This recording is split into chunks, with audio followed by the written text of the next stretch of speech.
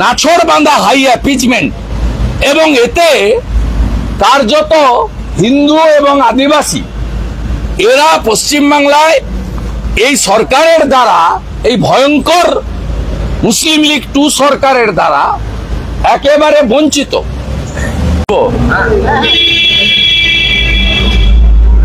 দুটি বিষয় নিয়ে আমি আপনাদের মাধ্যমে রাজ্যের জনগণ এবং সংশ্লিষ্ট সকলের দৃষ্টি আকর্ষণ করছি। একটা হচ্ছে অবৈধভাবে 76টা জাতিকে, মুসলিম জাতিকে ওবিসিতে ইনক্লুশনের চেষ্টা নিয়ে আপনারা অনেক দিন ধরেই বিষয়টা হাইকোর্ট, সুপ্রিম কোর্ট, বিধানসভার ভিতরে বাইরে নানা জায়গায় নানাভাবে চর্চিত এবং জটিলতা বিদ্যমান। যেহেতু 76টা মুসলিম জনগোষ্ঠীকে মমতা বন্দ্যোপাধ্যায় তার ভোট ব্যাংকের জন্য ওবিসি করতে পারেননি, সেই জন্য মুখ্য সচিব মনোজ পন্তের নেতৃত্বে মমতা বন্দ্যোপাধ্যায় চাটুকার স্তাবকরা তারা আবার একটি অবৈধ কাজ শুরু করেছেন। প্রথমত, এই রাজ্যে স্থায়ী চাকরি বন্ধ হয়ে যাওয়ার ফলে শিডিউল ট্রাইব এবং শিডিউল কাস্ট তারা সংরক্ষণ থেকে বঞ্চিত হচ্ছেন। আদিবাসী সমাজ এবং তফসিলি জাতি সমাজ, কারণ প্রায় কয়েক লক্ষ পোস্ট, পার্মানেন্ট পোস্টকে অ্যাবলিশ করা হয়েছে, তার বদলে 70-80 হাজার এই 10-12 বছরে কন্ট্রাকচুয়াল নেওয়া হয়েছে। অনেকটাই রাজ্য সরকার সরাসরি করেছেন, আবার অনেকটাই থার্ড পার্টির মাধ্যমে করেছেন, ওয়েবেল এবং বিভিন্ন এজেন্সির মাধ্যমে। সেখানে সংরক্ষণের নীতি মানা হয়নি। এর ফলে আদিবাসী সমাজ, যাদের দীর্ঘদিন ধরে স্বাধীনতার পরবর্তী সময় থেকে তারা চাকরিতে, শিক্ষায় সংরক্ষণ পেয়ে আসছেন, পশ্চিমবাংলার আদিবাসী সমাজ বঞ্চিত। শিডিউল কাস্ট তারাও একইভাবে বঞ্চিত। তাদের যে সংরক্ষণের পার্সেন্টেজ রয়েছে কন্ট্রাকচুয়াল, ক্যাজুয়াল, ডাইরেক্ট এবং থার্ড পার্টির ক্ষেত্রে তারাও একইভাবে বঞ্চিত।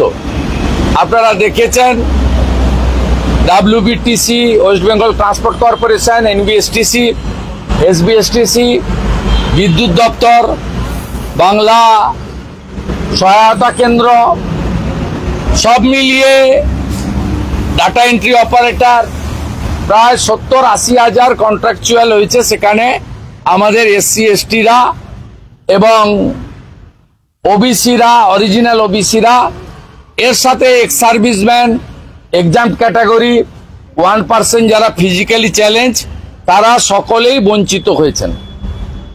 দ্বিতীয় পর্যায়ে মমতা বন্দ্যোপাধ্যায় সরকার এবং মমতা বন্দ্যোপাধ্যায় নিজে বঞ্চিত করেছেন ওবিসি হিন্দুদের।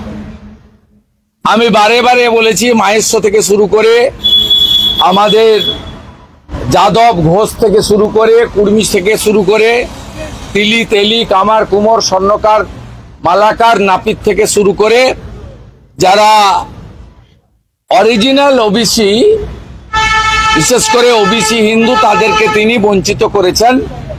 মুসলিমদেরকে ওবিসি দিয়েছেন এবং ভারতবর্ষের কোনো রাজ্যে নেই ওবিসি এ এবং বি করে। এতে 98% মুসলিম ঢুকিয়েছেন, তাদের সংরক্ষণের পার্সেন্টেজ হচ্ছে 10%, আর বিতে 76% মুসলিম ঢুকিয়েছেন, তাদের পার্সেন্টেজ হচ্ছে 7। হাইকোর্টে দীর্ঘদিন মামলা হয়েছে, হাইকোর্ট খারিজ করেছেন, তারপরে সুপ্রিম কোর্টে গেছে, সুপ্রিম কোর্টে স্টে পায়নি, সেসব ঘটনা আপনারা জানেন। এবং নতুন করে রিসার্ভে করেছিলেন অবৈধভাবে, চুপি চুপি, বিধানসভায় এসে চোরের মতো বলে ছুটে পালিয়ে গেছেন। আমাদের বলার সুযোগ দেয়নি, আলোচনা হয়নি, ডিভিশন হয়নি, কোনো মন্তব্য রেকর্ড করা হয়নি। লে অ্যান্ড আউট স্পিকারও ওনার সঙ্গে ছুটে পালিয়ে গেছেন হাউস অ্যাডজন করে। আবার কোর্টে গিয়ে কিশোর দত্ত এই যে মিথ্যা কথা বলেছেন যে বিধানসভায় নাকি কেউ আপত্তি করেনি। এ তো গেল ওবিসি হিন্দুদের দুর্দশার কথা। এবারে ইডব্লিউএস, ইকোনমিক্যালি উইকার সেকশন, আপনাকে যেমন যেন এসসি এসটি রিজার্ভেশন, যেমন বাবা সাহেব আম্বেদকর পূজ্যপাত তার একমাত্র অবদান, ওবিসি সংরক্ষণ যেমন মন্ডল কমিশনের অবদান বিশ্বনাথ প্রতাপ সিং, লালকৃষ্ণ আদবানীদের, ঠিক একইভাবে জেনারেল ক্যাটাগরিতে যারা অর্থনৈতিকভাবে দুর্বল তাদের জন্য 2019 সালের জানুয়ারি মাস থেকে আমাদের দেশের বর্তমান প্রধানমন্ত্রী নরেন্দ্র মোদীজি তিনি ইডব্লিউএস এ 10% সংরক্ষণ পার্লামেন্টে এনে করেন। যারা জেনারেল ক্যাটাগরি তারা এসসি এসটি ওবিসির মধ্যে পড়ছে না, তাদেরকে কিভাবে, তাদের মধ্যে যারা অর্থনৈতিক দুর্বল তাদেরকে কি করে শিক্ষা এবং কর্মসংস্থানের সংরক্ষণ দেওয়া যায় তার জন্য তিনি 10% করেছিলেন। পশ্চিমবঙ্গে বিধানসভায় সর্বসম্মতিক্রমে ইডব্লিউএস অনুমোদিত হলেও এই ইডব্লিউএস কিন্তু কার্যকর হয়নি। এমনকি পাবলিক সার্ভিস কমিশনেও এমনিতে নিয়োগ হয় না, বন্ধ। এরা করেছে যেহেতু রিসার্ভে করে মুসলমানদের নাম ঢোকানোর পরেও জাস্টিসরা ডিভিশন বেঞ্চ খারিজ করেছে, তাই এরা ইডব্লিউএস এ জেনারেল ক্যাটাগরিকে বঞ্চিত করার জন্য বেলদার মুসলিম, খোট্টা মুসলিম, মুসলিম সর্দার এই 3টে ক্যাটাগরিকে ঢুকিয়ে দিয়েছেন ইডব্লিউএস। তার মানে প্রথমে এসসি এসটিকে বঞ্চিত করলেন, পরে ওবিসি হিন্দুদের বঞ্চিত করলেন, এখন জেনারেল ক্যাটাগরির যারা হিন্দু আছেন, আপার কাস্ট কিন্তু ইকোনমিক্যালি উইক, তাদের যে সংরক্ষণ সেখানে তাদেরকেও বঞ্চিত করে আপনি একটা ফর্ম ওয়েবসাইট দেখে নেবেন। ওয়েবসাইটের ফর্মে পরিষ্কারভাবে তিনি বলেছেন বেলদার মুসলিম, খোট্টা মুসলিম এবং মুসলিম সর্দার, এইটাকে তিনি বলেছেন অ্যাপ্লাই করার জন্য। এই যে নাছড় বাঁধা হাই অ্যাপিচমেন্ট, এবং এতে কার্যত হিন্দু এবং আদিবাসী এরা পশ্চিমবাংলায় এই সরকারের দ্বারা, এই ভয়ঙ্কর মুসলিম লীগ 2 সরকারের দ্বারা একেবারে বঞ্চিত। আমরা মুসলিমদের মধ্যে পিছিয়ে পড়া জনগোষ্ঠীকে ইতিমধ্যে ওবিসির যে জাতীয় তালিকা তাতে মুসলিমদের মধ্যে যারা অর্থনৈতিকভাবে পিছিয়ে পড়া এমন 27টা কমিউনিটি আছে, কিন্তু ইনি 100%কে দেবেন, কারণ উনার এই 30-32% ভোট খুব দরকার, এরা দেয় ভোট, তাই অবৈধভাবে এটা করেছেন। আমি আজকে মহামান্য রাজ্যপালকে লিখেছি সমূহ তথ্য দিয়ে, আমি আমার পাঠানো যে মেমোরান্ডাম মিডিয়া গ্রুপে দিয়ে দিচ্ছি, আপনারা ডিটেলসের মধ্য থেকে পেয়ে যাবেন। এই বিষয়টা আমার ছিল, এবং আমি মনে করি জেনারেল ক্যাটাগরির যাদের বঞ্চিত করছেন এক্ষেত্রে বাৎসরিক 8 লক্ষ টাকা রোজগার হতে হবে এবং 2.5 কাঠা জমির মালিক হতে হবে, 2.5 কাঠা জমির নিচে, এবং 8 লক্ষ টাকা ইনকাম। পরিষ্কার ভারত সরকারের ইডব্লিউএস এর গাইডলাইন আছে। আমি যারা যারা যারা এতে বঞ্চিত হচ্ছেন তাদেরকে বলবো, আপনারা চাইলে আপনারা হাইকোর্টেও যেতে পারেন এবং যাওয়া উচিত। এছাড়াও কোনো মাননীয় উকিল সহ যারা সংবেদনশীল মানুষ তারাও ইডব্লিউএস এ ওবিসির মতো আবার যে বড় ঘোটালা, মমতা ব্যানার্জি ঘোটালাবাজ, একমাত্র এক চোখ বন্ধ থাকে শুধু কি করে মুসলিমদেরকে তোষণ করা যায়। তোষণ মানে চাকরি ফাকরি দেবে না, একটা চঁথা ধরাবে সার্টিফিকেটের। এইটার জন্য তিনি এই অপকর্মটা করেছেন, করার চেষ্টা করছেন।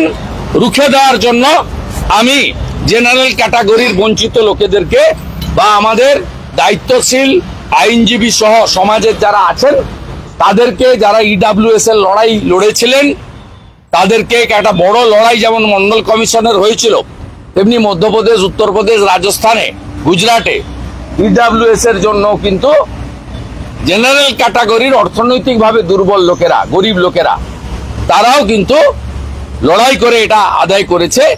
এবং এসসি এসটি রিজার্ভেশনের রূপকার যদি বাবা সাহেব আম্বেদকর হয়ে থাকেন, মন্ডল কমিশনের রূপকার যদি বিশ্বনাথ প্রতাপ সিং, রাজকৃষ্ণ আদবানি হয়ে থাকেন, ইডব্লিউএস এর রূপকার কিন্তু নরেন্দ্র দামোদর দাস মোদীজি। তাই এই বিষয়ে আমি আজকে লিডার অব অপোজিশন হিসেবে আমার দায়িত্ব সাংবিধানিক প্রধানের কাছে রেকর্ড করানো, আপনাদের মাধ্যমে জনগণকে এবং জেনারেল ক্যাটাগরির ইডব্লিউএস এর বঞ্চিত লোকেদের কাছে পাশে দাঁড়ানোর বার্তা দেওয়া। এটাই আমি বক্তব্য রাখলাম। দ্বিতীয় হচ্ছে, আপনারা দেখেছেন ইতিমধ্যে মিডিয়াতে এসেছে, ভারতীয় জনতা পার্টির প্রচুর কর্মী সমর্থক বিকেল 4টার সময় বিদ্যাসাগর বিশ্ববিদ্যালয় ঘেরাও করছে।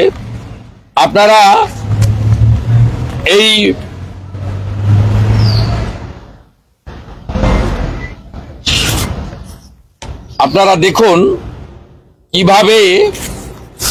কিভাবে স্বাধীনতা সংগ্রামীদের সন্ত্রাসবাদী বলেছে। এই যে আমি আপনাদের দেখাচ্ছি, এইটা হচ্ছে বিদ্যাসাগর বিশ্ববিদ্যালয়ের আমাদের 6th সেমিস্টারের প্রশ্ন।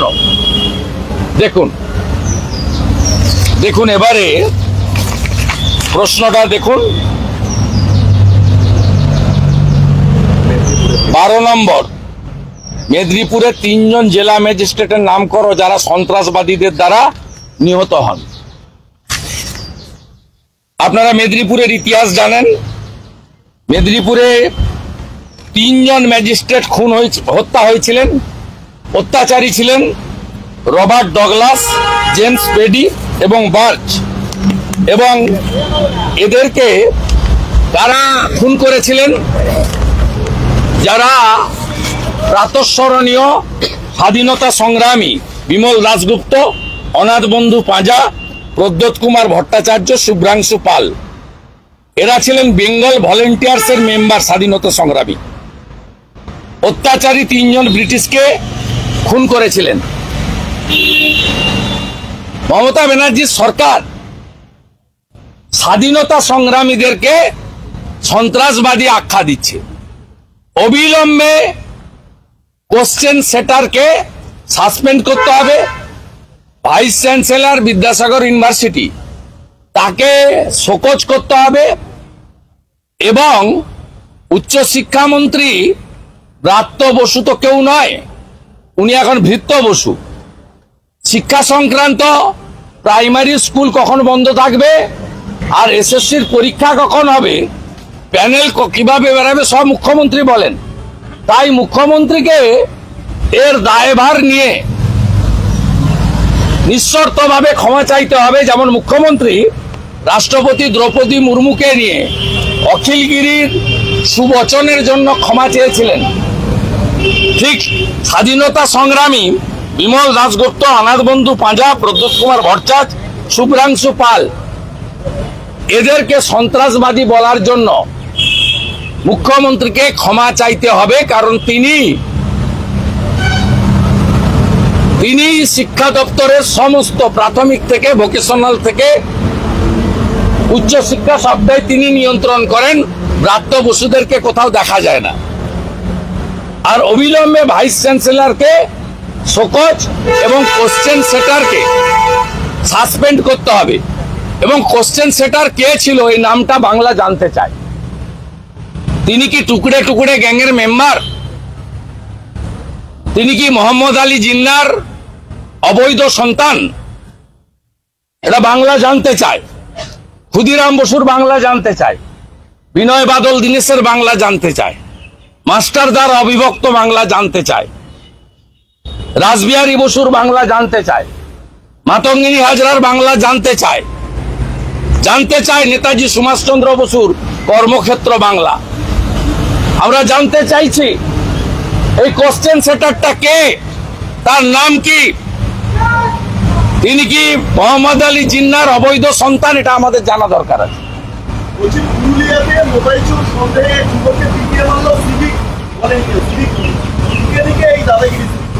থামবে না, পিসির হাত আছে এদের মাথায়। এরা টাকা তুলে আইসিওসি কে দেয়, আইসিওসিরা এসপি কে পাঠায়, এসপিরা ভাইপোকে পাঠায়, আর ভোট লুট করে। এই যে আইপ্যাকের সমস্ত ডাটা, তথ্য, ফলস ইনফরমেশন, মিথ্যা প্রচার সব করে এরা, সিভিক পুলিশ এবং ভিলেজ পুলিশরা। আর বাংলা সহায়তা কেন্দ্রে যারা ঢুকিয়েছে, আগে যারা একটা সময় দিদিকে বলো করতো, পরে মুখ্যমন্ত্রীকে বলো করলো, সেই লোকগুলো 10,000 জন 12,000 টাকা করে বেতন পায়। এরা এই দুটো কাজ করে, এরা টাকা তুলে, মানে সিভিক আর ভিলেজ পুলিশ আইসিওসিদের দেয়, আইসিওসিরা একটা পার্সেন্টেজ রেখে এসপি কে পাঠায়, এসপি বাকিটা দিল্লিতে পাঠায়, এই কোলাঘাটে পাঠায়, কালীঘাটে পাঠায়, কালীঘাট বলে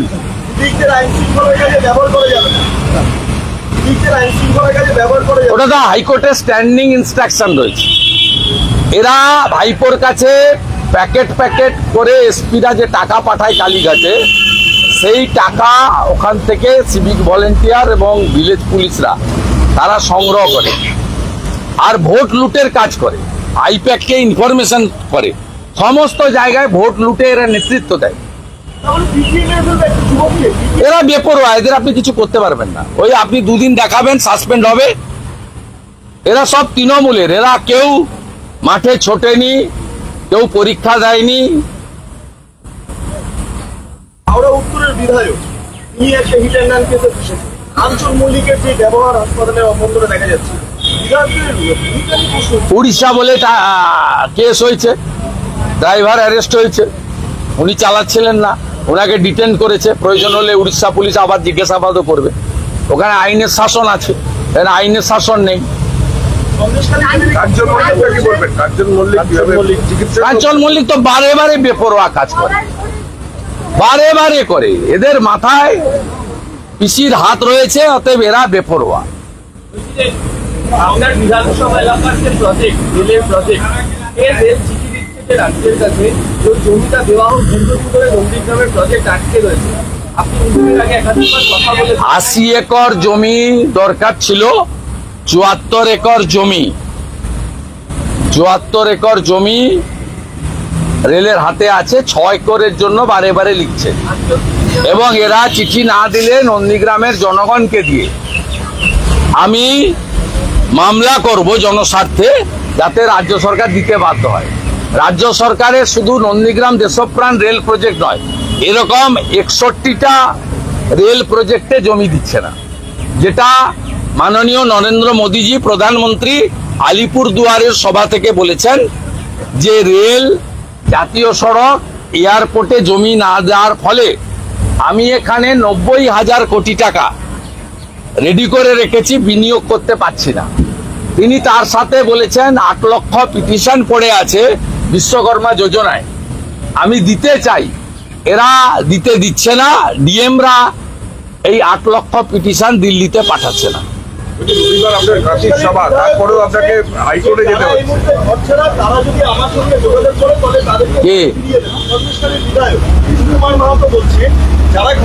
ওকে হরিদাস পাল, ওকে হারাবো। 7,000 ভোটে হাজি নুরুল হেরেছে, ওকে 17,000 ভোটে হারাবো। ও আমার নাম করে লিখে রাখুক।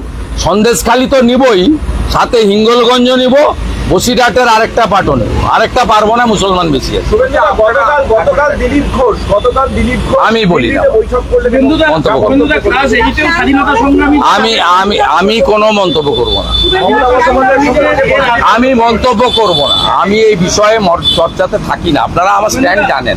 কেন স্বাধীনতা সংগ্রামীদের ক্লাস 8-এর বইতে আদেও সন্ত্রাসবাদী বলা হয়েছে, এবার বলা কেন বারবার আগে বলার পরে আমি তো আপনাকে বলছি কোশ্চেন সেটারের আইডেন্টিফিকেশনটাকে বের করা উচিত। কোশ্চেন সেটারটা কে? এই লোকগুলো এই যাদবপুরেও তো টুকরে টুকরে গ্যাং আছে, কাশ্মীর মাঙ্গে আজাদি বলে। এদের যে মাইন্ডসেট, কলকাতাতে তো মিছিল হয়, পাকিস্তানকে জল বন্ধ করলে কেন নরেন্দ্র মোদী জবাব দাও। কলকাতাতেও তো মিছিল হয়, পাহেলগামের পরে মিছিল হয় না? কলকাতাতে মিছিল হয়, যুদ্ধ নয় শান্তি চাই। যেদিন পাহেলগামে হিন্দু বেছে বেছে বস্ত্র সরিয়ে সিঁদুর দেখে তাগা দেখে খুন করেছিল, সেদিন কিন্তু এই বাবুরা মিছিল করে না। এই বাবুদের আপনি দেখতে পান না মোথাবাড়ি, ধুলিয়ান, শামসেরগঞ্জে, মহেশতলার, রবীন্দ্রনগরে। এই বাবুদেরকে আপনি দেখতে পান যখন পাকিস্তানে মাসুদ আজহারের জঙ্গি দুর্গ গুড়িয়ে দেয় ভারতীয় এয়ারফোর্স, তখন মৌলালি থেকে ধর্মতলা মিছিল করেন এরা। কেউ বা কারা কালো ছিটিয়েছিল, আমি তো তাদের হ্যাটসঅপ দিই, এদেরকে আলকাতরা মাখানো উচিত, কালো আলকাতরা। অর্থাৎ এই ধরনের মাইন্ডসেটের লোক পশ্চিমবাংলার বিভিন্ন জায়গায় এখনো আছে। সেই জন্য ডাক্তারদের আন্দোলনে স্বাস্থ্য ভবনের সামনে ওই আপনার মাওবাদীদের ডিবানা কি বাজনা আছে বাজিয়ে বলা হয়েছিল কাশ্মীর মাঙ্গে আজাদি। এই লোক আছে, এর জন্য দায়ী এই রাজ্যের সরকার এবং পুলিশ।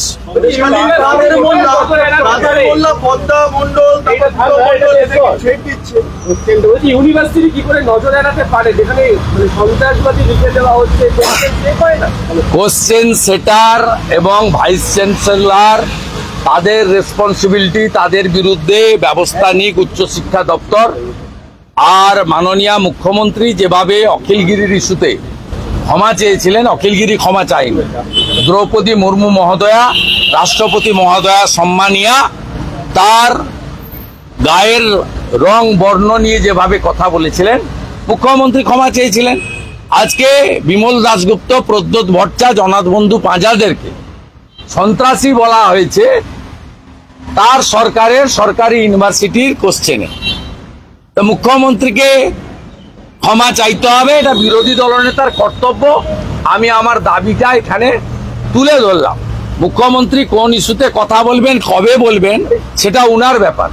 কেষ্টমণ্ডলের ইস্যুতে মুখ্যমন্ত্রী মুখ খোলেন না, কসবা গার্লস কলেজ ইস্যুতে মুখ্যমন্ত্রী মুখ খোলেন না। এটাতেও মুখ খুলবেন কিনা, কবে খুলবেন, সেটা উনার। কিন্তু রাজ্যের বিরোধী দলনেতার দায়িত্ব লিডার অব দ্য হাউস তথা মুখ্যমন্ত্রীর কাছে তার দাবি এবং বিষয়টা তুলে ধরা। সেটা আমি সাংবিধানিক প্রধান রাজ্যপালকে লিখিতভাবে দিয়েছি, আর মুখ্যমন্ত্রীকে আপনাদের মাধ্যমে আমার দাবি তুলে ধরলাম। মুখ্যমন্ত্রী বৈঠকে বসছেন, টাটার চেয়ারম্যানের সঙ্গে মুখ্যমন্ত্রী বৈঠকে বসছেন। যতই বসুন, টাটা এখানে ইনভেস্ট করবেন না। টাটা এখন থেকে টাটা যাতায়াতটা শুরু করলো। টাটা জানে 8 মাস পরে এখানে বিজেপি আসবে, বিজেপি এলে টাটাকে এখানে আসতে হবে। তাই অফিসারদের সঙ্গে পরিচয় করার জন্য টাটা এসেছিল আমার মনে হয়েছে, কারণ 5-6 মাস পরেই নির্বাচন, বিজেপি আসবে, টাটাকে এখানে আসতে হবে, অনেক ইনভেস্ট করতে হবে। তাই টাটা এখনই দেখে গেল এয়ারপোর্ট থেকে সেক্রেটারিয়েটটা কত দূরে, চিফ সেক্রেটারি কে আছে, ইন্ডাস্ট্রি সেক্রেটারি কে আছে, ইন্ডাস্ট্রিয়াল ডেভেলপমেন্ট কর্পোরেশনের চেয়ারম্যান কে আছে, ল্যান্ড ব্যাংক আছে কিনা। এখন থেকে তো যাতায়াত করতে হবে, কারণ এপ্রিলের পরে টাটাকে তো এখানে আসতে হবে, আনা হবে, ফুলে মালায় আনা হবে, চুপি চুপি নয়। কলকাতা এয়ারপোর্ট থেকে ফুলের বর্ষণের মাধ্যমে পশ্চিমবঙ্গে আনা হবে এবং টাটাকে দিয়ে এখানে বিনিয়োগ করা হবে, তাতে রাজস্ব বাড়বে। আর এখানকার ছেলে মেয়েরা বাঙ্গালোর, হায়দ্রাবাদ, মুম্বাই, পুনে যাবে না, এখানেই চাকরি পাবে।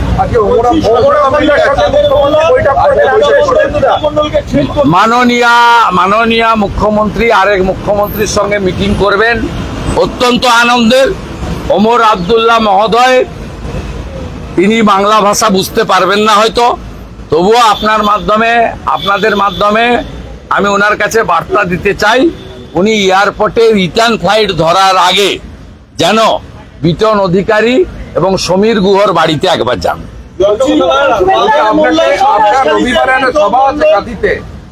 আমি 85 বার হাইকোর্টে গেছি, যুব মোর্চা আজকে জলপাইগুড়ি সার্কিট বেঞ্চে গেছে, আর কাঁথিতে একটি কন্যা সুরক্ষা আমার ছিল রবিবার, সেখানে পুলিশ বাধা দিয়ে চিঠি দিয়েছে। আমার উপস্থিতি থাকলেই, আমি নিজের কথা বলবো না, এটা রেকর্ড বলবে, আমার উপস্থিতি থাকলেই সাথে সাথে পুলিশ রিজেকশন চিঠি পাঠায় অর্গানাইজার। স্বাভাবিকভাবে অর্গানাইজারদের হাইকোর্টে যেতে হয়, তারা যায়, এবং এই দুটো পারমিশন যদি হাইকোর্ট দেয় আমার 87 হবে। আমি আশা করছি মমতা ব্যানার্জির যে শেষ টার্ম চলছে, কয়েক মাস আছে, তাতে আমি 100 ক্রস করে যাব। শুভরঞ্জন সিং তার একটা প্যাড ভাইরাল হয়েছে, যেখানে রেশন কার্ড, পাসপোর্ট, বার্থ সার্টিফিকেটে বিভিন্ন রেট লেখা রয়েছে, এবং সেখানে ওই টাকা দিলে হয়ে যাবে রেশন কার্ড বা পাসপোর্ট। আমরা এর আগেও দেখেছি বিভিন্ন বাংলাদেশিদের কিভাবে পাসপোর্ট হোক বা আধার কার্ড বা বার্থ সার্টিফিকেট বাড়িয়ে দেওয়া, সেখানে তৃণমূল ছাত্র পরিষদের একজন নেতা তার প্যাডে লেখা রেট চার্ট, সেটা ভাইরাল হয়েছে। এটা আবার কি আছে? এর আগে তো অয়নশীলের বাড়ি থেকে গ্রুপ ডি গ্রুপ সির রেড কার্ড বেরিয়েছিল। তৃণমূল থাকবে, তার রেড কার্ড থাকবে না। মমতা ব্যানার্জি আপাতমস্তক চোর এবং দুর্নীতিগ্রস্ত, সেই জন্য সারদার কেলেঙ্কারিতে মমতা ব্যানার্জির বাড়ির যে ল্যান্ড ফোন নাম্বারটা আমি বলছি না, তার পেমেন্ট হয়েছে। মমতা ব্যানার্জির বাড়িতে যারা কাজ করত, প্রয়াত দিলীপ মজুমদার থেকে, কার্তিক থেকে, আপনার পার্টির যারা জাগো বাংলা চালাতো, সুব্রত বক্সি থেকে, ডেরেকো ব্রায়ান থেকে, প্রত্যেককে সিবিআই ইনভেস্টিগেট করেছে। মমতা বন্দ্যোপাধ্যায়ের বাড়ির ইলেকট্রিকের বিল আর ল্যান্ড ফোনের টেলিফোনের বিল, এ দুটো পেমেন্ট হয়েছে জাগো বাংলার অ্যাকাউন্ট থেকে, আর জাগো বাংলার অ্যাকাউন্টে সারদা থেকে টাকা গেছে। অতএব তৃণমূল মানে আপাতমস্তক একটি দুর্নীতিগ্রস্ত পারিবারিক কোম্পানি। তার চেয়ারম্যানের নাম মমতা ব্যানার্জি, আর তার ম্যানেজিং ডাইরেক্টরের নাম তোলাবাজ ভাইপো। আপনি বিমান বন্দ্যোপাধ্যায়ের বক্তব্য নিয়ে একটা টুইট করেছেন,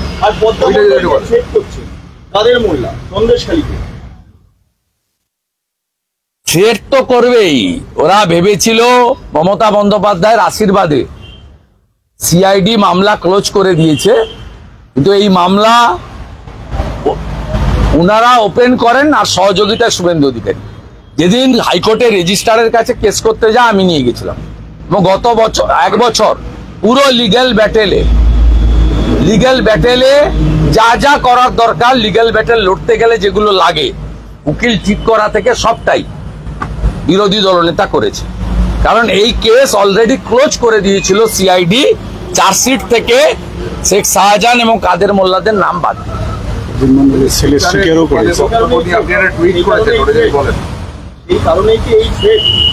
হ্যাঁ, ওরা ভাবতে পারেনি যে মামলাগুলো রিওপেন হয়ে যাবে। ওদের ধারণা ছিল কেষ্টমণ্ডলের মতো শাহজাহান জামিন পাবে এবং শাহজাহান 26-এর ভোট পরিচালনা করবে, কিন্তু ওদের যে সমস্ত পরিকল্পনায় জল ঢেলে দেওয়া হয়েছে।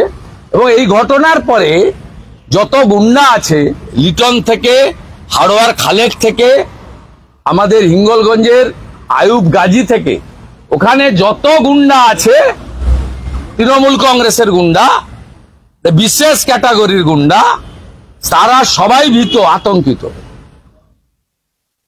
এই কেস যদি চেপে ধরে এই অস্ত্র কোথা থেকে এসেছে, তাহলে দেখবেন বাংলাদেশ যোগ, আনসারুল বাংলা, হিজবুল মুজাহিদিনের যোগ বেরোবে, এবং এন্টার সুন্দরবন, সাউথ এবং নর্থ 24 পরগনা, এই সুন্দরবনে পুরো তৃণমূলের যে র্যাকেট, ল্যান্ড জেহাদ, লাভ জেহাদ, ধর্ম জেহাদ, ভোট জেহাদ, আর তো লুট জেহাদ আছে, এই র্যাকেটটা পুরো ধরা পড়ে যাবে।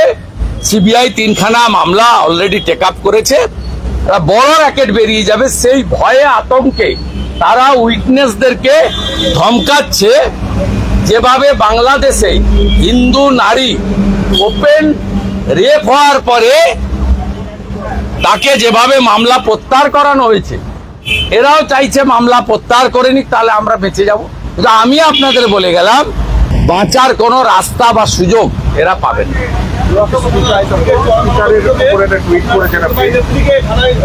আর বলবো না, আমার গুরু পূর্ণিমা আছে, সাধু সন্তদের প্রণাম করা আছে ICCR এ খোলা হওয়ার অফিসে, আমাকে ওখানে যেতে হবে। অনন্তকাল ধরে এরকম হবে না। আমি লিখে দিয়েছি টুইটে, এক্সে, স্পিকার বলেছেন আমি বাংলা ভাষীদের উপরে অত্যাচার হচ্ছে উড়িষ্যায় বলবো। আমি স্পিকারকে অনুরোধ করেছি, বাংলা ভাষীটা রোহিঙ্গা মুসলমান অনুপ্রবেশকারী না পশ্চিম বাংলার বা ভারতের বাংলাভাষী, আপনি দয়া করে, আপনি যখন এতই জানেন, আপনাকে তালিকা, আধার কার্ড এবং ডিটেলস নিয়ে যেতে হবে, নিয়ে যাওয়া উচিত। এটা আমি উনাকে অনুরোধ করেছি। স্পিকারকে তো আমি নির্দেশ দিতে পারি না, আমি ওনাকে অনুরোধ করেছি। আর দ্বিতীয় অনুরোধ করেছি উড়িষ্যা স্পিকারকে, যে কেন পার্লামেন্টে অধীর চৌধুরী পিএসসির চেয়ারম্যান হয়, এখন সি বেণুগোপাল পিএসসির chairman, Rahul Gandhi opposition leader, পশ্চিমবাংলায় অপোজিশন লিডারকে, পশ্চিমবাংলার অপোজিশন লিডারকে কেন হিউমিলিয়েট করেন, অপোজিশন এমএলএদের কেন সাসপেন্ড করেন, তৃণমূল নেতা সুমন কাঞ্জিলালকে পিএসসির কেন চেয়ারম্যান করেন, কেন বিজেপির কোনো এমএলএ স্ট্যান্ডিং কমিটি বা হাউস কমিটির চেয়ারপারসন নেই, কেন অপোজিশন লিডারকে 8.5 মাস 4 বছরের মধ্যে বিধানসভার বাইরে রেখেছেন।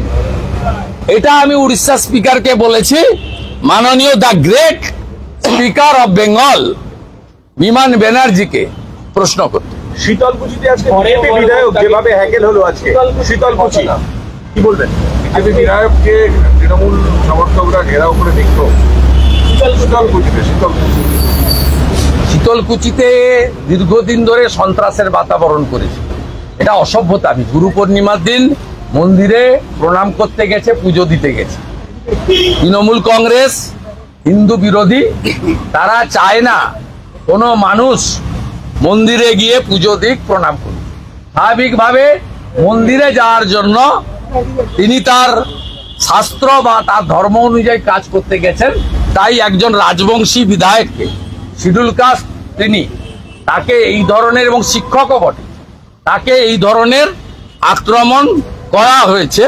আমি ছবিটা দেখেছি, লিগ্যাল অ্যাকশন আমরা নেব। যেভাবে সুকান্ত মজুমদার মহাশয় তাকে 1 মাসে 3 বার বেআইনি আটকের জন্য হাইকোর্টে গেছেন, বরেন বর্মন মহোদয় আজ গুরু পূর্ণিমার দিন মন্দিরে যেতে বাধা পেয়েছেন, তার জন্য যে লিগ্যাল অ্যাকশন নেওয়ার, এই legal action BJP legislature party নেবে, তার ব্যবস্থা আমরা নিই।